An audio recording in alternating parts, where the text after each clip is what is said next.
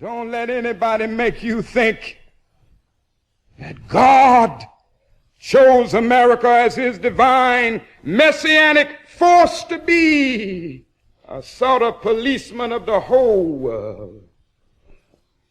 God has a way of standing before the nations with judgment, and it seems that I can hear God saying to America, you are too arrogant. And if you don't change your ways, I will rise up and break the backbone of your power.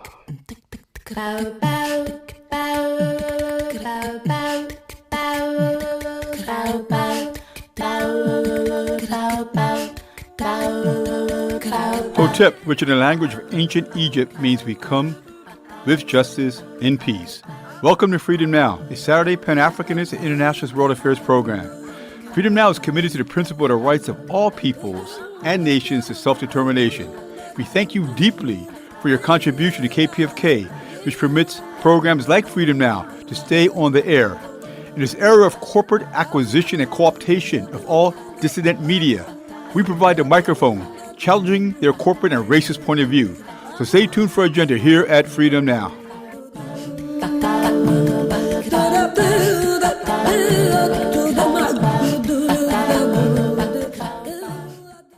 Fellas, I'm ready to get up and do my thing. I want to get into it, man, you know.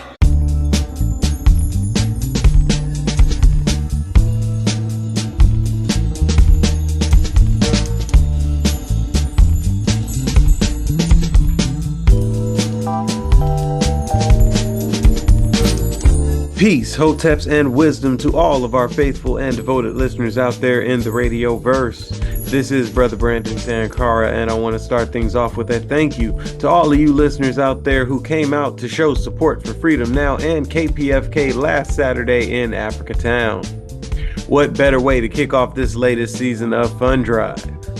All of you keep us on our mission and allow us to bring you our agenda for today, Saturday, February 10th, 2024.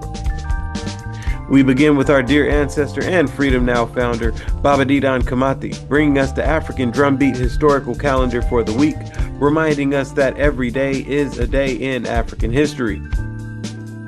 Then we'll hear from author, historian, and professor of African American Studies at the University of Houston and Freedom Now co-producer Dr. Gerald Horne. He'll be joined on the line by Daniel Sayers, associate professor of anthropology at American University in Washington, D.C. For our purposes today, he's the author of the book, A Desolate Place for Defiant People, The Archeology of Maroons, Indigenous Americans, and Enslaved Laborers in the Great Dismal Swamp. Then, in the second half of our program, we'll be hearing from Marjoleine Kars, adjunct professor of history at Massachusetts Institute of Technology in Cambridge and author of the book, Blood on the River, a chronicle of mutiny and freedom in the Wild Coast. Now, while we are in Fund Drive and still able to bring you this much quality content, context, and perspective, we want to remind you to call 818-985-KPFK.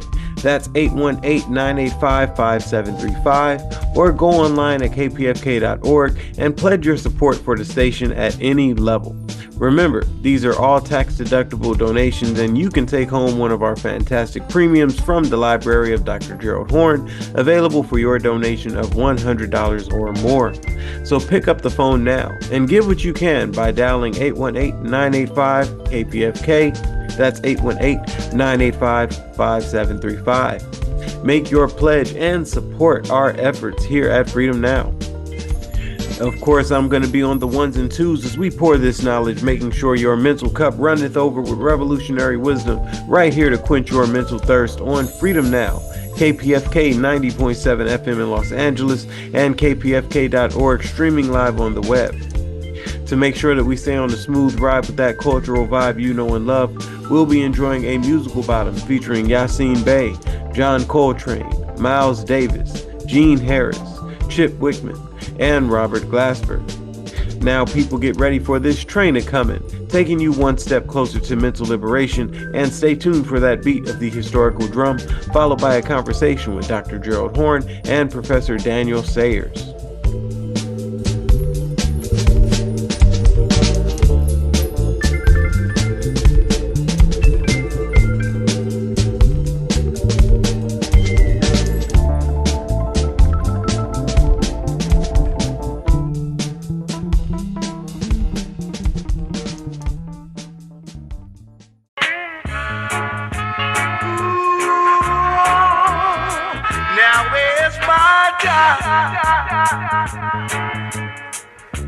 Lord have mercy. Now is my time. Mother's killing brother day after day. Alafia, this is Brother Dina with the African Drumbeat Historical Calendar for the week of February 10th. Freedom Now provides this historical calendar to further contribute to our appreciation of the struggles and the inevitability of victory of the human and spiritual values over greed and super profits.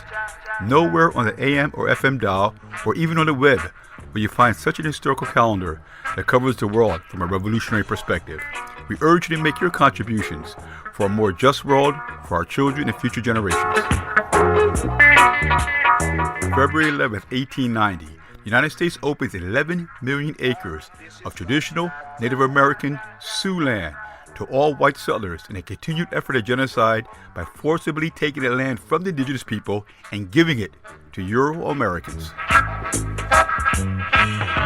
February 11th, 1990, Nelson Mandela, released after 27 years of imprisonment on Robben Island in South Africa.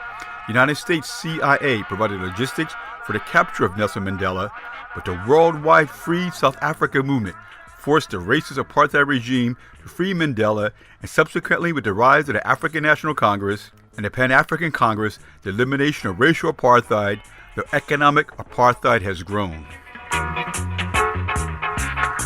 February 12, 1968, British dock workers refused to unload California table grapes as organized labor support of the United Farm Workers grape boycott spreads throughout Europe.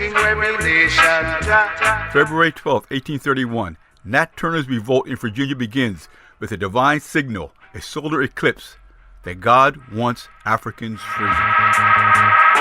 February 12, 1909, the NAACP is founded in New York City, the oldest civil rights movement in the United States, and in many areas the most militant from the rank-and-file membership. February 13, 1837, flour riots in New York City when the cost doubles to speculators, and the masses break into the flour dealers so they can have the basic subsistence of life, thereby causing a police response and the masses taking to the streets in rebellions over the question of bread. February 13, 1800, a Canadian court ruling outlaws slavery in Quebec a full 50-plus years before the United States outlawed slavery.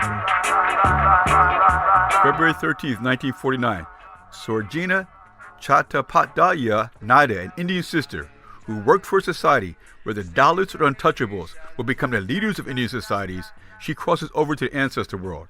She was an Indian poet, political leader who was born into a highly respected Brahmin family. She rebelled by marrying out of her caste and became a political leader in the decolonization struggle with a focus not just on British colonialism, but also upper caste oppression of the lower caste. She was jailed more than Mahatma Gandhi and built organizations that were inclusive regardless of color, caste, or gender. After independence, she served as governor of United Provinces until her death. February 14, 1914, Sister Miti Kitili, a Kenyan militant sister, a freedom fighter against British colonialism, escapes from prison and leads armed struggle. February 15, 1851, African abolitionists storm a Boston courtroom and rescue fugitive slaves. February 16, 1960, Fidel Castro becomes premier of revolutionary Cuba. February 16, 1975, the Black Liberation Army launches an amphibious assault on Rikers Island in New York prison to free Assata Shakur. February 16, 1958, Elizabeth Axtella, a Tillit or indigenous sister from Alaska, who was a ferocious leader against the apartheid system imposed by Europeans living in the Americas against indigenous people of Africa. She was a Grand Camp President of the Alaskan Native Sisterhood Association. February 16th, 1st century AD, Phong Thanh Chien, a Vietnamese woman warrior and leader who, while pregnant, led the Vietnamese peasants in battle against the Chinese efforts at colonialism. During battle, she gave birth, then strapped her newborn baby on her back and proceeded to hack her way through a sea of Chinese soldiers. This has been Freedom Now at 90.7 FM in Los Angeles, 98.7 FM in Santa Barbara. To hear a replay of tonight's program or prior programs, please go to kpfk.org under Audio Archives, Freedom Now. Please join us in a unity chant of Amandala Awetu. The power belongs to the people. 3 times Amandala Awetu. Now is my time, singing revelation. Ta, ta, ta, ta, ta,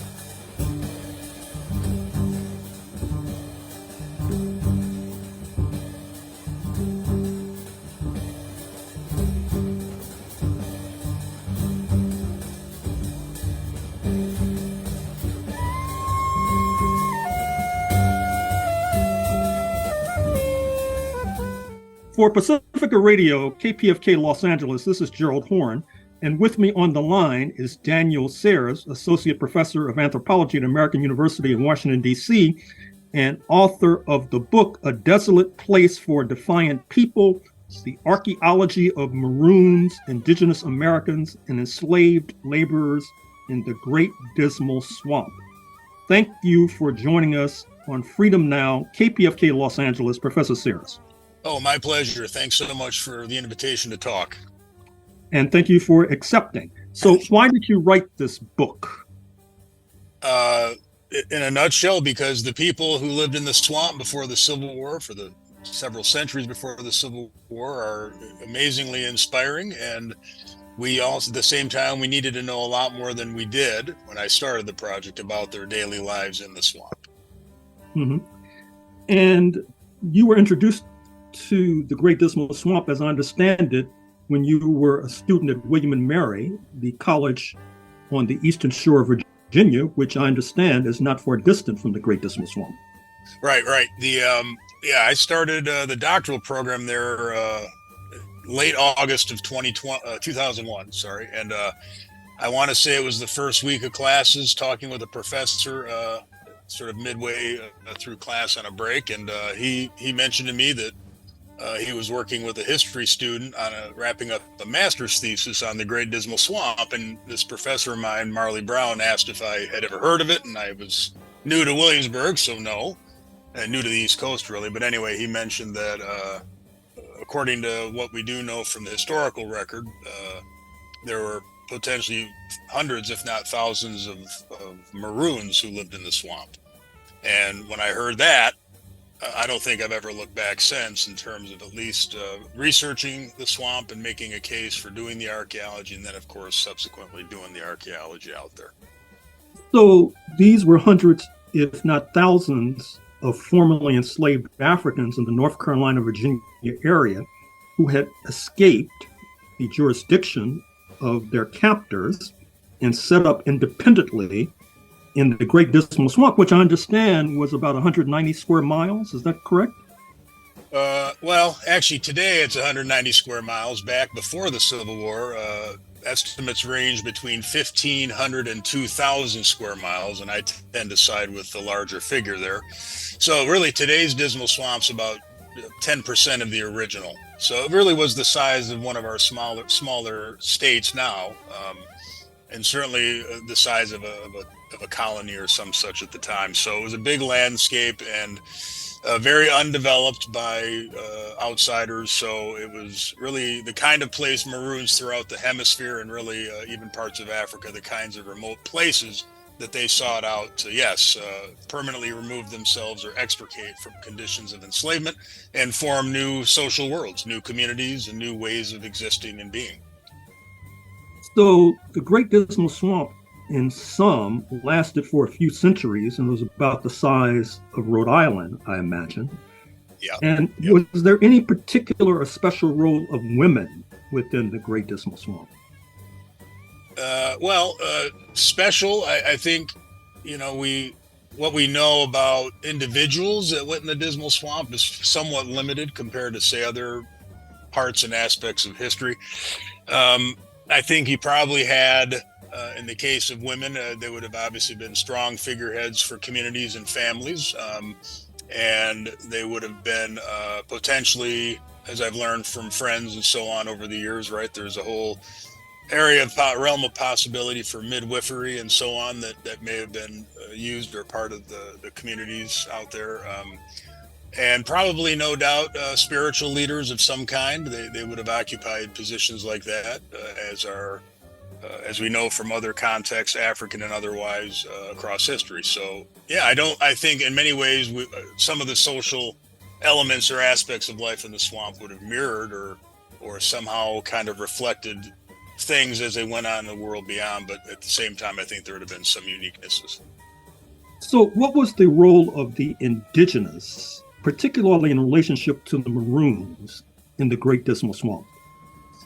Well, there's at least a couple dimensions to this. One is that Maroons, when they went into the swamp, now bear in mind that Jamestown, Virginia, is not too far from the Dismal. And in 1619, the first enslaved Africans arrived there, captive enslaved Africans arrived there. I've always suspected and postulated that within a generation of that time, we would have seen the first Maroons going into the Dismal, and those numbers increasing as the 1600s progressed. But what I will say with that as a prefatory is, right, when the first Maroons went in the Dismal, they would have found, of course, indigenous peoples and communities, because the swamp had long been, right, across multiple indigenous cultures and tribal groups, right, it had long been a cultural landscape. So on the one hand, we know that the living Maroons across the 1600s, 1700s, and then 1800s would have found indigenous people there, as well as coming in as well as they suffered the depredations of colonialism and land usurpation, amongst other things. But the other angle is that ancient Indigenous Americans were especially important to these Maroon and resistance communities of the historic era, because those ancient indigenous people left behind so many artifacts, as an archaeologist might call them. And so people of the 16, 17, 1800s, they found ancient tools and ancient material things that people had used, and then I call it resuscitating, but they resuscitated these ancient objects for use in their own lives there in the pre-Civil War centuries. Mm-hmm. So the indigenous peoples living in sort of from the past were absolutely critical to this social world that was created before the Civil War.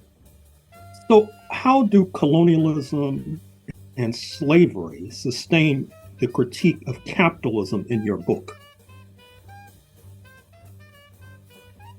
I'm sorry, could you repeat that?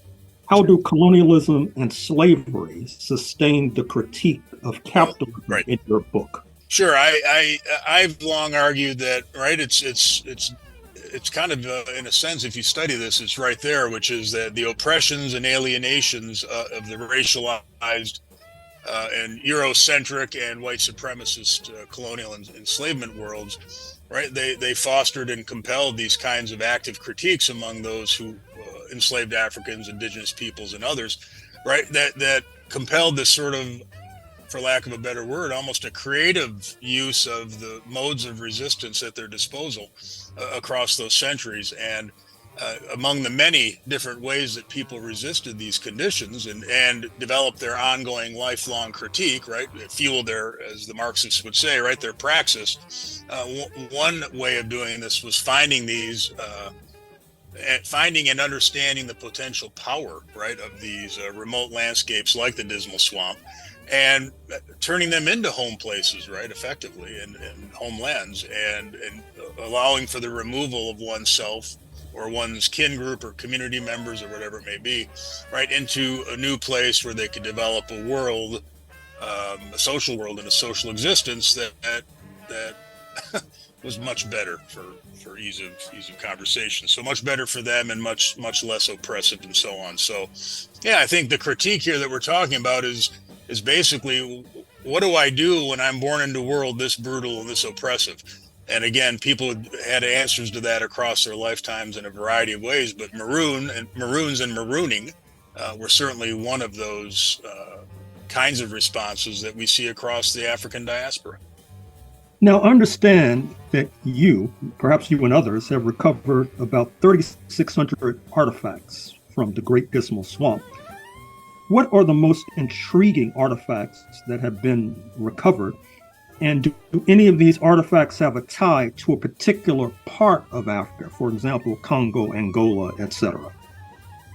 Right. Yeah. So for starts, the number 3,600 or thereabouts. That's the number of artifacts I recovered from one particular site, and that was the site I focused on in terms of most of my excavations. Right, to talk about swamp interior communities that had a good number of Maroons among their members.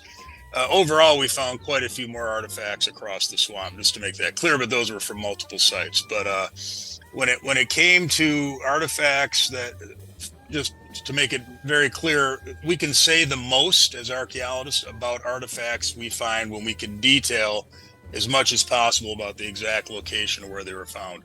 So most of anything I could talk about with any confidence is going to be coming from excavations, as opposed to sort of detailed excavations, as opposed to other ways of finding things out there. So what I would say is when it comes to the most intriguing artifacts, I always like to say in the spirit of this question, right, that really everyone has to understand that we don't know, and we didn't know much about the Dismal Swamp and what was out there in terms of the archaeological record much before my work and my team's work out there. So really finding anything out there in itself was fascinating.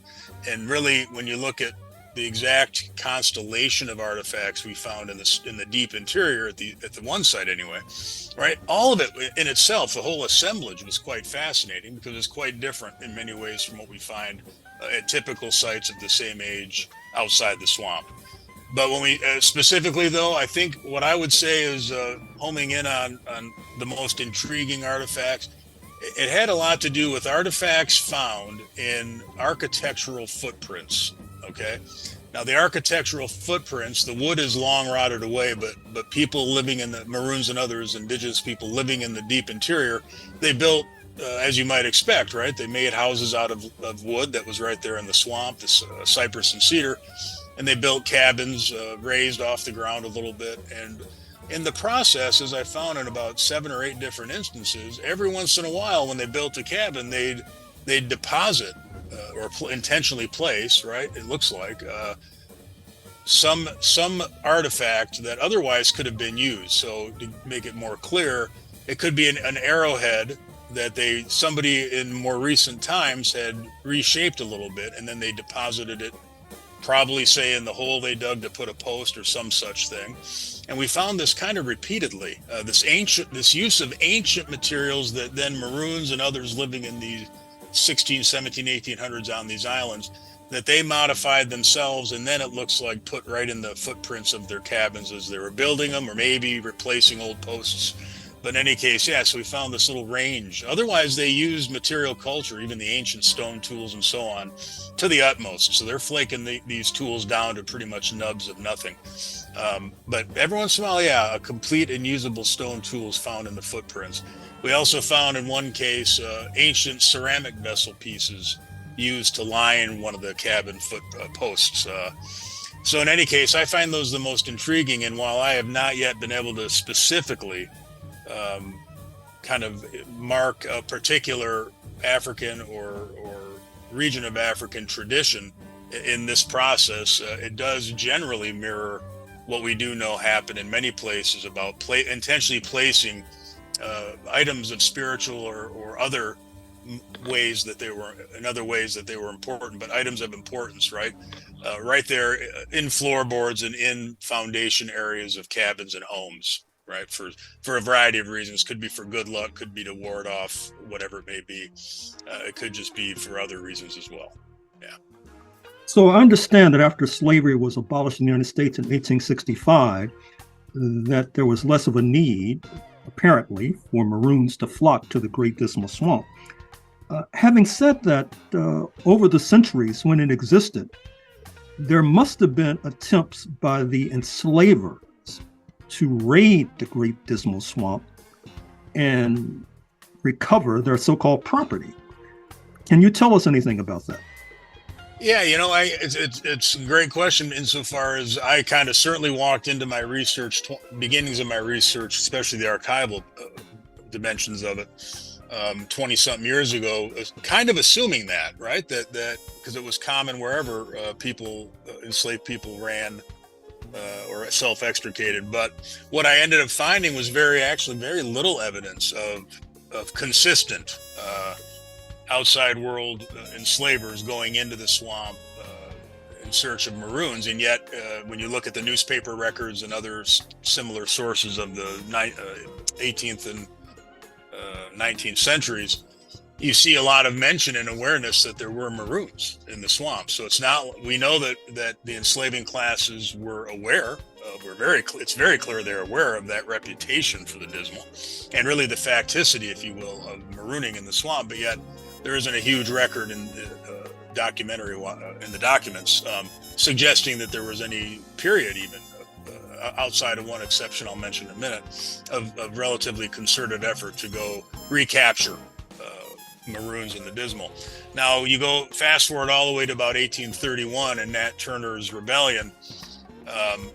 It was well discussed in the period newspapers and so on of the time that a lot of folks figured Nat, once he wasn't found immediately after the rebellion, that he had gone off into the Dismal because of that reputation I just mentioned. So everyone among the enslaving classes got particularly afraid that Nat was going to the Dismal to stir up all the maroons, basically, that they knew were out there, and then lead that whole army right out of the swamp and continue the rebellion.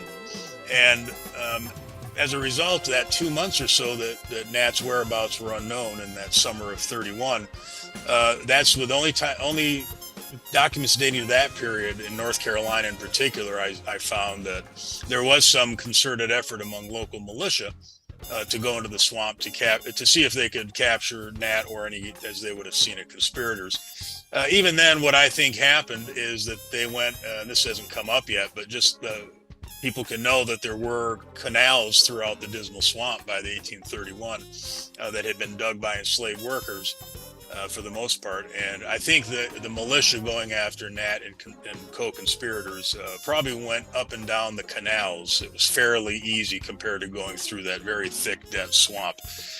So yeah, there isn't really a lot of, at least as of the time I was doing most of my documentary research, there was not a lot of info that you could hang a hat on suggesting that, yeah, really enslavers went out often anyway, looking deep into the swamp anyway, looking for maroons. Finally, Professor Kars, Associate Professor of Anthropology at American University in Washington, D.C., author of the book, A Desolate Place for Defiant People, The Archeology of Maroons, Indigenous Americans, and Enslaved Laborers in the Great Dismal Swamp. What's next on your research agenda? Can we look forward to more work on the Great Dismal Swamp, for example? Sure. I did publish, I had a book come out this year called The Archeology of the Homed and the Unhomed, University Press of Florida. And that includes some more recent kind of interpretation in some aspect of the Dismal Swamp.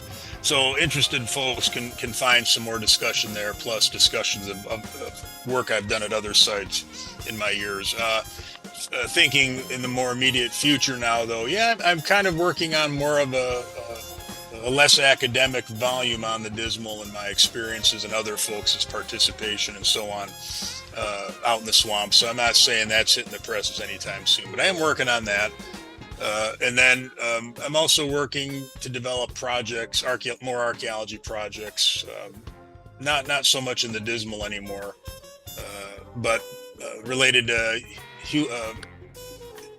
basically workers and animals, right? So sites where people labored and then animals, non-human beings were involved, be it farmsteads or maybe plantation sites or even something like slaughterhouses or whatever. But to begin a conversation or help begin a conversation in historical archaeology about animal exploitation and abuse and how it mirrors what we do to each other as human beings in the modern world. So anyway, stuff like that's on the plate. So yeah, thanks for asking. Well, thank you for answering, and thank you for joining us, Professor Kars, Associate Professor of Anthropology at American University, author of the book A Desolate Place for Defiant People. Thank you for joining us on Freedom Now, KPFK, Los Angeles. Thank you. Very much appreciated.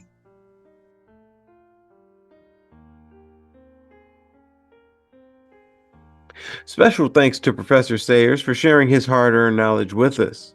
Where else can you get such quality content, context, and historical perspective other than Freedom Now?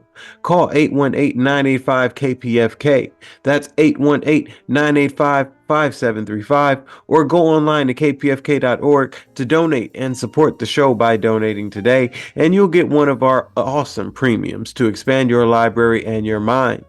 Dr. Horne, tell the people about what else they can take home today. For KPFK Pacifica Radio, this is Gerald Horne coming to you with a question.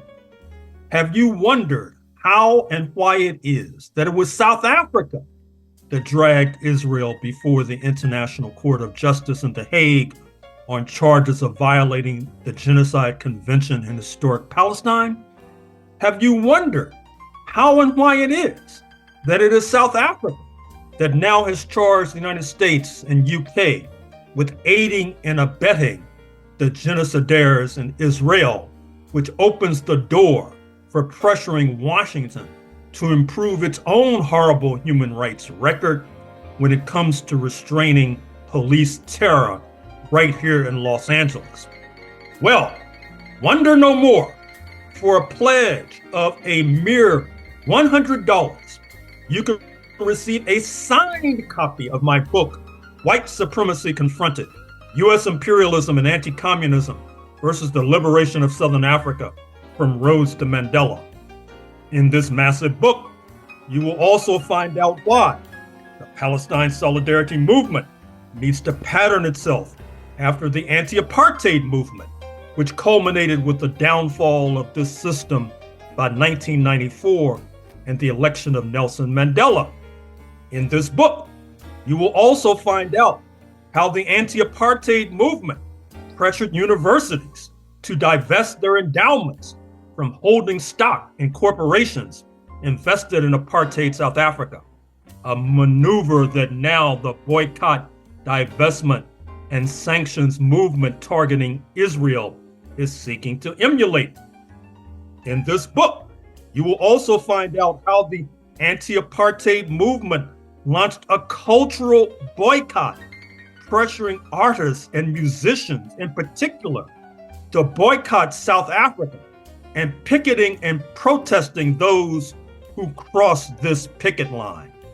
In this book, you will also find out how the anti-apartheid movement sought to expel South Africa from the United Nations, isolated diplomatically, which the Palestine Solidarity Movement must contemplate if Israel chooses to ignore the International Court of Justice mandate.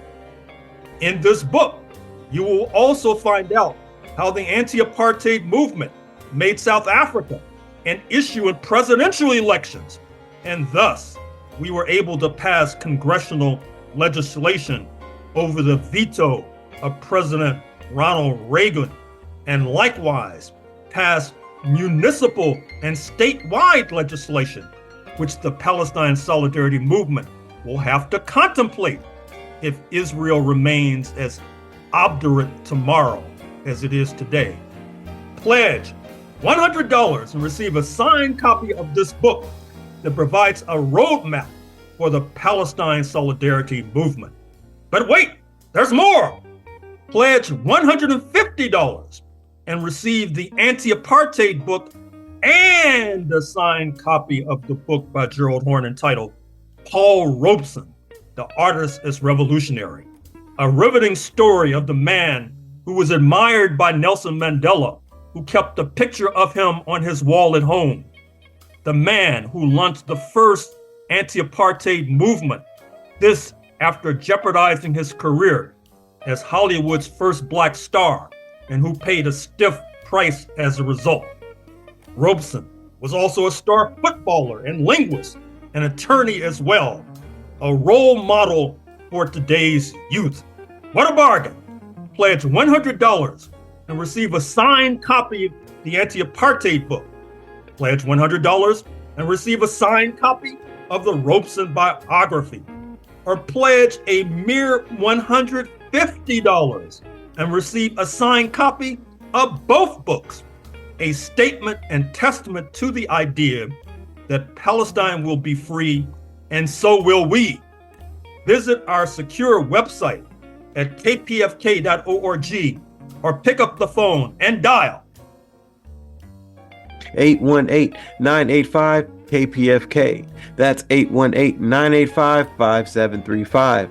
Or go online to kpfk.org to donate right now and make your support for the show and the station felt. Now, we're going to keep this train moving and send you back off to Dr. Horne, who's being joined on the line by author and Professor Marjoleine Kars, right here on Freedom Now.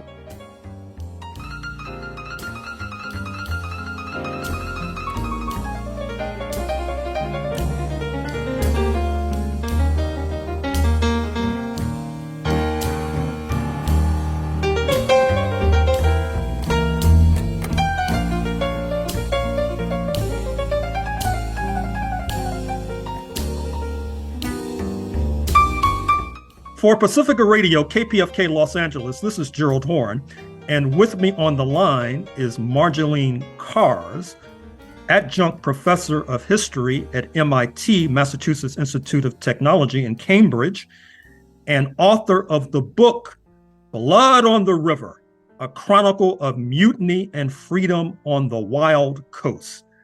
Thank you for joining us on Freedom Now, KPFK Los Angeles, Professor Kars. Good morning, Gerald. I'm delighted to be here. And we're delighted to have you. So why did you write this book, Blood on the River? Well, I had written a book about the American Revolution, and when I finished it, I really wanted to do something on the Dutch Atlantic. And I went to The Hague because I'm from the Netherlands, so I grew up there. That's why I speak Dutch and I read Dutch. I went to the archives and I came across all these records about a colony called Berbice, which I had never heard of. And it's now part of the Republic of Guyana in South America, wedged between Suriname and Venezuela. And within that set of records, I found this amazing cache of documents about a massive slave rebellion that had taken place there. And even though I had studied the African diaspora, I really wasn't familiar with this rebellion. And it intrigued me because most rebellions were suppressed within a matter of hours or days. Most slave rebellions never became very big, but this one lasted more than a year. And it involved just about all the enslaved people in that colony. And I thought, I really want to write about this. At the time, the Dutch were not very interested in slavery, white Dutch people anyway. And I thought this is a chance for me to contribute to a greater understanding of Dutch Black history, if you want, and to write a story that is exciting enough and interesting enough that folks may pick it up, even though they're not all that interested necessarily in Black history. And then I'll be able to teach them something about the way in which Dutch people were involved in slavery, for 300 years. So that's how I came to write it. So this is in the early 1760s, as I recall. How many Africans were involved and how many Dutch settlers were involved? Well, Berbice is a very small colony compared to Jamaica or Barbados or even neighboring Suriname, which is also Dutch and which has about 60,000 enslaved people. Berbice only has about 4,000 to 5,000 enslaved people, maybe another 300 enslaved native people, and only about 350 settler colonists who are, about half of them are Dutch and the other half are from other places in Europe, France, Germany, Scandinavia, things like that. So what part of Africa predominantly did these Africans emerge from? They were West Africans. The people who lead the rebellion are designated as, or designate themselves as Amina, suggesting that they came from the Gold Coast, where the Dutch had a slaving post called Elmina. And these would have been people who were Ga speakers and who came from what is now roughly Ghana. But folks were brought to Berbice from West Africa, from the coast of Senegambia all the way to what is now Congo and Angola. But the Amina, or people from the Gold Coast, really predominated in the rebellion as its leaders. Mm-hmm. Now, on page 64, you write that the rebels, the Africans, have a critique of Christianity. Elaborate. Well, in fact, what happens is that the Europeans in Berbice consistently call themselves Christians. They don't refer to themselves as Europeans, they refer to themselves as Christians. And so the rebels too refer to people as Christians, but it's just another word for Europeans. Obviously, it comes out of this idea that Africans are not Christians, and therefore they are lesser on the stages of civilization. But the rebels use some of that language. So they regularly refer to Christians and have negative things to say about Christians, but it's not specifically Christianity. Although the great majority of people in Berbice were first-generation Africans and therefore would not have been Christians themselves. And even among Creoles, people of African descent who were born in the colony, only probably a minority would in fact have been Christians. So the settlers, in other words, did not refer to themselves as, quote, white, unquote. No, they refer to themselves pretty much all the time as Christians. Mm-hmm. Yes. Occasionally they call themselves Europeans, but whites, the word white is not very much in vogue. Mm-hmm. And on page 66, you say that the rebelling Africans targeted Dutch physicians. Why so? Well, this is during a particular episode in which a group of about 100 Dutch people have dug themselves into a plantation at the beginning of the rebellion. They're very afraid. The rebels come, they besiege that plantation. There are negotiations. The rebels are basically saying to the Dutch, we will let you go if you pay us. The Dutch pay, and then as they file out of the plantation house towards the water, the rebels open fire, and they kill a number of people outright, and others they take hostage. And they target during that time not only slave owners that they really hated, but also physicians, because surgeons, as they were called at the time, were often, first of all, they were poorly trained. They were associated, they lived on plantations, and they were supposed to keep people working. And they were hated because they experimented on people. They were brutal. Many of them were very poorly skilled. They often made people go to work even though they were really ill. And so people hated them. Mm-hmm. And so surgeons, even though they were not themselves often slaveholders, were targeted along with slaveholders because they represented, I think, to enslaved people much of what they hated about slavery. Now, you mentioned a moment or two ago that the rebels opened fire. Where did they get weapons from? As soon as the rebellion starts, what the rebels do is they raid the warehouse of the militia, and so they get a number of guns that way. And then every group of rebels, so the rebels go from plantation to plantation to assess whether these enslaved people living on these plantations are willing to join them. They cajole them, they sometimes force them to join. And the big thing that they always make sure happens is that if people join them, they first get the weapons of their owners. And if they don't want to join them, then the rebels get those weapons and take them with them.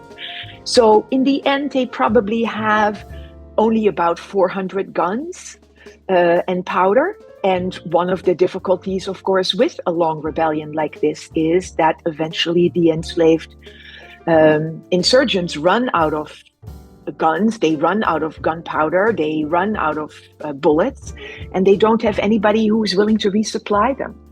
So, and so running out of the material that you need to wage a war is a big reason why in the end these folks lose, whereas 30 years later in Saint-Domingue the rebels will win one of the reasons is that the Spanish are resupplying them with weapons because the Spanish are eager to see the French defeated.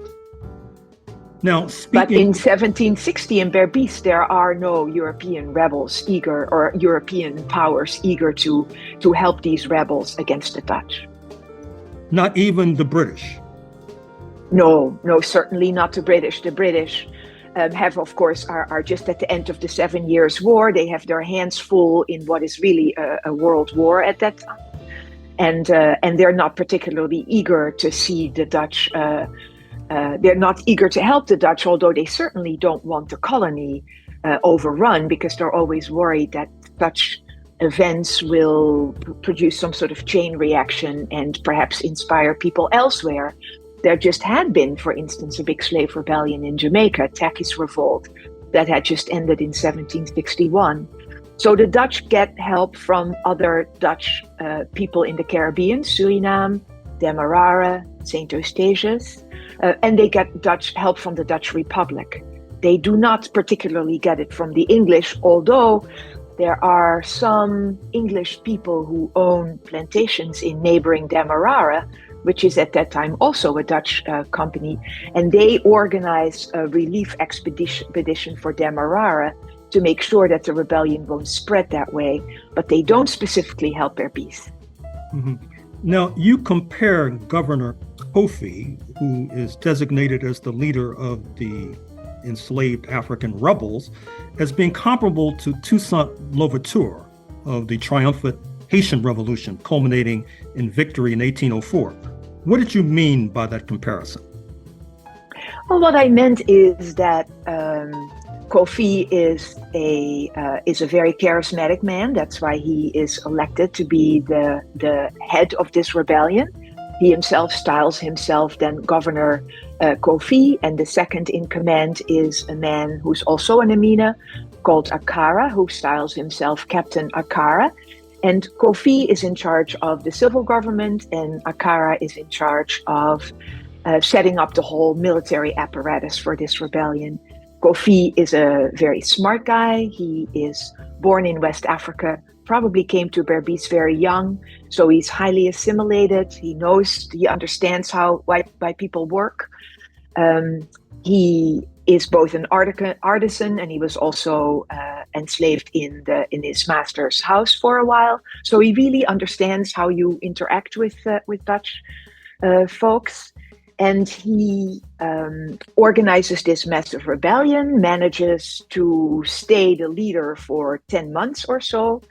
And he has very strong ideas about what he wants to see happen. At some point, he opens negotiations with the Dutch governor in writing, basically saying, we can keep fighting each other, but we might also be smart about it and have peace negotiations. And let's just divide this colony in two.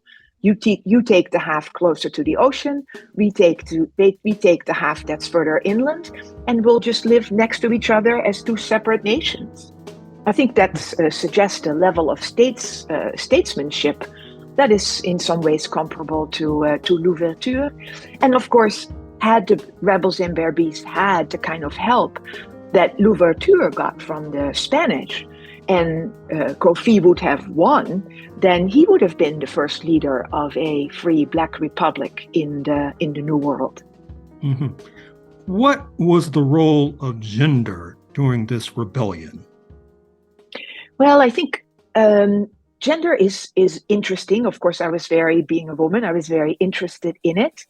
It's clear that among the rebels, there are a number of prominent women who serve as counselors for Kofi and some of his cabinet members, if I can put it that way. And these women are always associated with these men. They are either their wives or they are family members.